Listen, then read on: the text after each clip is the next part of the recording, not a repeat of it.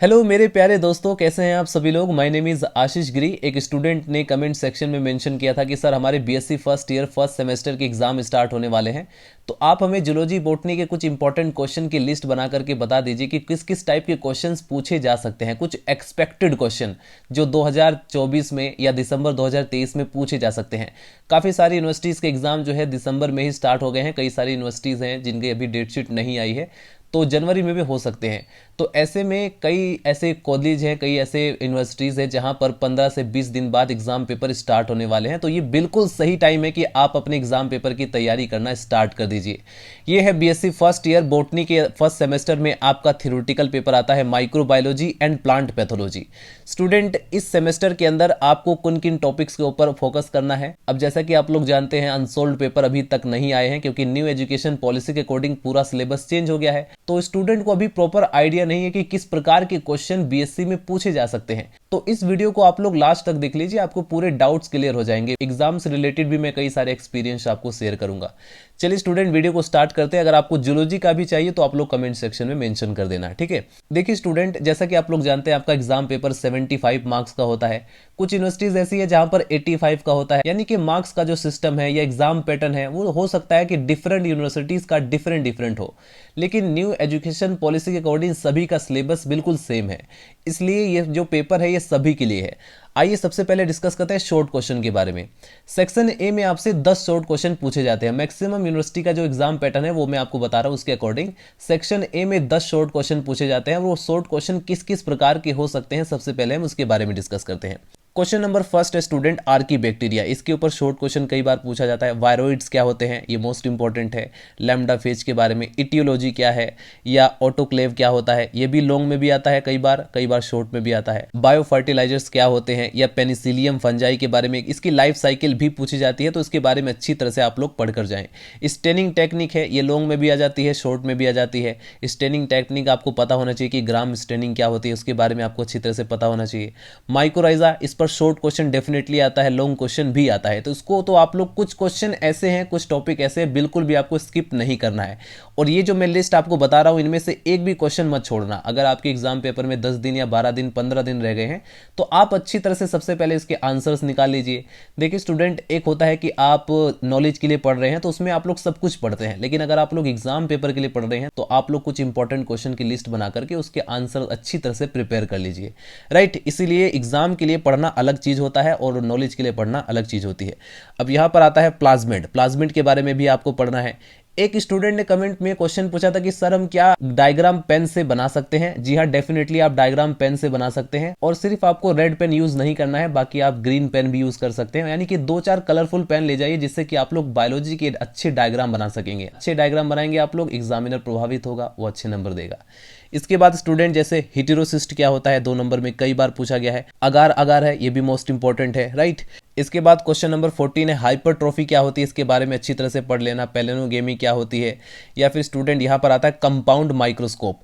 Microscope के ऊपर कई बार शॉर्ट क्वेश्चन में अलग अलग तरीके से पूछे जाते हैं, जैसे लाइट माइक्रोस्कोप क्या है, उसको कैसे यूज करते हैं, बेनिफिट क्या है, ये सब छोटी छोटी चीजें आप लोग पढ़ के जाना। एक और शॉर्ट क्वेश्चन आता है डबल स्टेनिंग क्या होती है। डबल स्टेनिंग के बारे में अच्छे से पढ़ लेना। टीएमवी के बारे में, टोबैको मोज़ेक वायरस के बारे में कई बार पूछा जाता है, लॉन्ग क्वेश्चन में भी आता है, यानी कि सेक्शन बी में जो 5 नंबर का क्वेश्चन आता है उसमें भी ये पूछा जाता है, शॉर्ट में भी पूछा जाता है। कई बार लॉन्ग क्वेश्चन में इसका रेप्लीकेशन भी मेंशन कर देते हैं, यानी कि आपको 10 नंबर में भी पूछा जा सकता है। तो टीएमवी के बारे में अच्छी तरह से पढ़ के जाना। नेचर ऑफ वायरस, ये जो वायरस का नेचर है, कभी ये नॉन लिविंग होता है, कभी लिविंग कैरेक्टर को शो करता है, तो इसके बारे में डिटेल में पढ़ के जाना, क्योंकि लॉन्ग क्वेश्चन भी आते हैं, शॉर्ट क्वेश्चन भी आते हैं। सिम्बियोसिस क्या होता है, मैक्सिमम ये शॉर्ट क्वेश्चन में ही पूछा जाता है।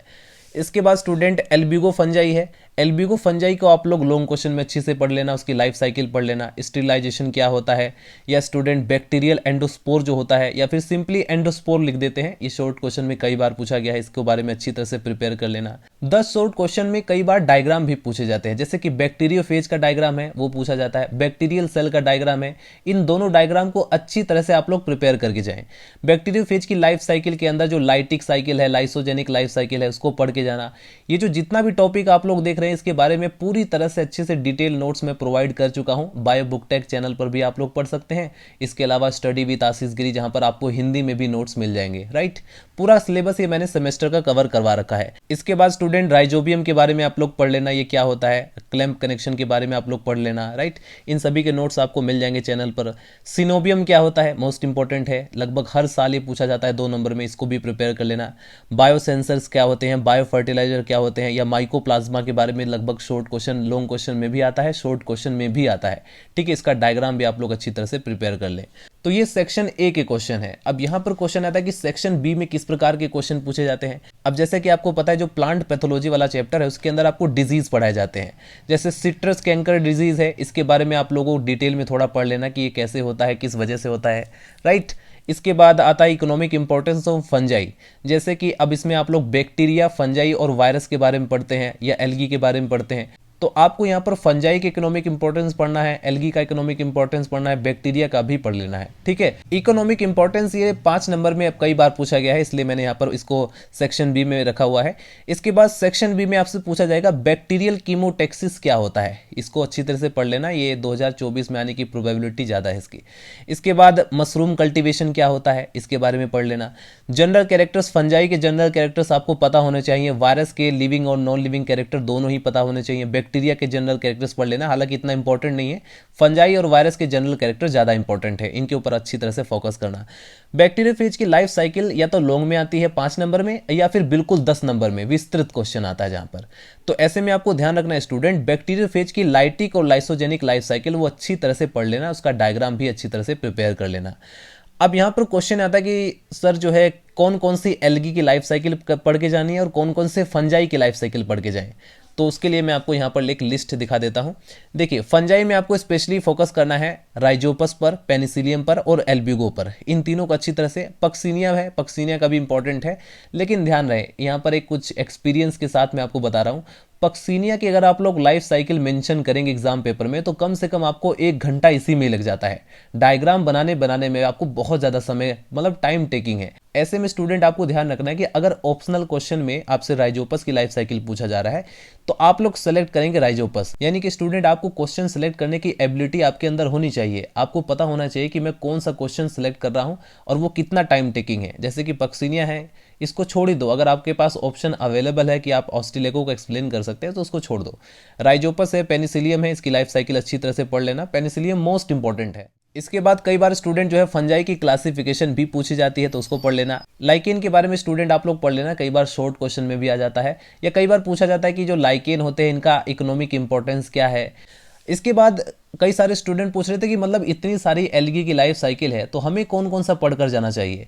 तो देखिए, ओडोगोनियम की लाइफ साइकिल पढ़ लेना। इस बार जो वॉल्वॉक्स है ना, इसके आने के चांसेस ज़्यादा हैं। ये 2024 में डेफिनेटली आपसे पूछा जाएगा, ध्यान रखना।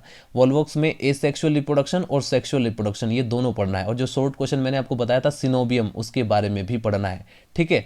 इसके बाद जैसे कि क्लोरेला एल्गी है, इस पर लॉन्ग नहीं आएगा, इस पे या तो 5 नंबर में आएगा या 2 नंबर में शॉर्ट क्वेश्चन में आपसे पूछा जाएगा कि क्लोरेला एल्गी के बारे में, इसके बारे में थोड़ा बहुत लिखिए या इसकी लाइफ साइकिल को बताइए। इसके बाद ये जो कारा है, देखिए 3 आपको मैं एल्गी देता हूं, एक तो है ओडोगोनियम, एक वॉल्वॉक्स है और एक कारा। इसके बारे में अच्छी प्रकार से पढ़ लेना। बाकी क्लोरेला और नोस्टोक के बारे में थोड़ा थोड़ा आपको नॉलेज होनी चाहिए कि ये क्या है, ताकि आपसे 2 नंबर में भी पूछा जाए तो आप लोग इसको एक्सप्लेन कर सकें। तो ये थी एल्गी की लाइफ साइकिल और फंजाई की लाइफ साइकिल, जो कि मोस्ट इंपॉर्टेंट है। इसके बाद जैसे कि ये टॉपिक है 5 नंबर में कई बार पूछा गया है, न्यूट्रिशन इन बैक्टीरिया। बैक्टीरिया में जो न्यूट्रिशन होता है वो कैसे होता है उसके बारे में थोड़ा आपको डिटेल में पढ़ना है।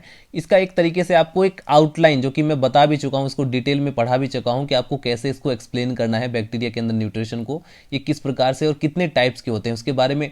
न्यूट्रिशन के बेस पर इनके जो टाइप्स है उसको एक्सप्लेन करने पड़ेंगे आपको। इसके बाद प्लांट पैथोलॉजी से जो डिजीज होता है, सिम्टम्स होता है या कोच के जो पोस्टुलेट्स हैं उसके बारे में अच्छी तरह से पढ़ लेना, ठीक है। कई बार डायरेक्टली पूछा जाता है रिप्रोडक्शन एल्गी, एल्गी में जो रिप्रोडक्शन होता है वो किन किन मेथड से होता है उसके बारे में एक्सप्लेन कीजिए। तो वहां पर आपको एल्गी के अंदर जो रिप्रोडक्शन होते हैं उसके बारे में एक्सप्लेन करना पड़ेगा। फाइनली स्टूडेंट, एक और मोस्ट इंपॉर्टेंट टॉपिक आपको बता देता हूं, इसके बारे में अच्छी प्रकार से पढ़कर जाना है और डायग्राम का भी प्रिपरेशन करना है। वो है जेनेटिक रिकॉम्बिनेशन इन बैक्टीरिया। बैक्टीरिया के अंदर जो जेनेटिक रिकॉम्बिनेशन होता है, जैसे कि ट्रांसफॉर्मेशन, ट्रांसडक्शन, ट्रांसलेशन, इसके बारे में अच्छी तरह से आपको पढ़कर जाना है, क्योंकि इस बार आने की प्रोबेबिलिटी ज़्यादा है, ठीक है। क्योंकि पिछली बार आया नहीं था तो इस बार तो डेफिनेटली आएगा क्योंकि ये टॉपिक मोस्ट इंपॉर्टेंट है। और ये जब भी आता है लॉन्ग क्वेश्चन में ही आपसे पूछा जाएगा। जैसे कि आपसे पूछा जाएगा ट्रांसफॉर्मेशन क्या है 5 नंबर में, तो उसके बारे में आपको एक्सप्लेन करना पड़ेगा, डायग्राम भी बनाना पड़ता है। और कमाल की बात है कि बहुत आसान है, स्टूडेंट इसको छोड़ देते हैं लेकिन काफ़ी ज़्यादा आसान ये टॉपिक है। इसके बाद कई बार डायरेक्टली लॉन्ग क्वेश्चन में पूछा जाता है। अगर 10 नंबर में जेनेटिक रिकॉम्बिनेशन इन बैक्टीरिया है तो वहां पर आपको ट्रांसफॉर्मेशन, ट्रांसलेशन, ट्रांसडक्शन तीनों को एक्सप्लेन करना पड़ेगा। ठीक है, फाइनली स्टूडेंट ये कुछ इंपॉर्टेंट क्वेश्चन की लिस्ट थी। सबसे पहले आप लोग इसको प्रिपेयर कर लेना। जितने भी ऐसे स्टूडेंट हैं जो अच्छे से अच्छे मार्क्स लाना चाहते हैं, अच्छी परसेंटेज लाना चाहते हैं बीएससी में, तो वो ट्राई करना कि कम से कम ये सारे क्वेश्चन, ये जो इंपॉर्टेंट क्वेश्चन है, इसको कंप्लीट कर सको। अगर आपने इसको भी कंप्लीट कर लिया है, उसके बाद आप चाहें तो और भी चीज़ें कवर कर सकते हैं, क्योंकि जितना ज़्यादा आप पढ़ेंगे उतना ही आपको बेनिफिट होगा, उतना ही आप आसानी से एग्जाम पेपर को सॉल्व कर पाएंगे, कोई भी क्वेश्चन आप छोड़ेंगे नहीं। तो ऐसे में आपको ध्यान रखना है कि आप लोग जितना पढ़ोगे उतना ही बेनिफिट आपके पास होगा। ये जो मैंने लिस्ट बनाई है वो उन स्टूडेंट्स के लिए है जो कि जैसे एग्जाम पेपर के टाइम में, जैसे 2-3-4 दिन बाद एग्जाम है, अभी वो परेशान है कि कौन क्या पढ़ के जाऊं, क्या नहीं पढ़ के जाऊं। तो ये जो लिस्ट है वो ऐसे स्टूडेंट्स के लिए है। ये ऐसे स्टूडेंट्स के लिए लिस्ट पासिंग मार्क्स का काम करती है। कम से कम आपको पासिंग मार्क्स तो आसानी से मिल जाएंगे अगर आप लोग ये सब पढ़ लेते हैं। ठीक है, और ये जो टॉपिक मैंने इतने सारे जो शॉर्ट क्वेश्चन बताए हैं, इनमें से आपको डेफिनेटली 7 से 8 क्वेश्चन आसानी से मिल जाएंगे। ठीक है, तो अगर आपको एग्जाम पेपर से रिलेटेड कुछ पूछना है, कोई भी डाउट हो, तो आप लोग कमेंट सेक्शन में पूछ लिया करो। अगर आपको जूलॉजी का चाहिए तो आप लोग कमेंट सेक्शन में बोल सकते हो। अगर आप बीएससी सेकंड ईयर के स्टूडेंट हैं, वहां पर भी आपको इंपॉर्टेंट क्वेश्चन की लिस्ट चाहिए तो आप लोग कमेंट सेक्शन में मेंशन कर सकते हैं। मिलते हैं नेक्स्ट वीडियो में। Bye bye, Tata.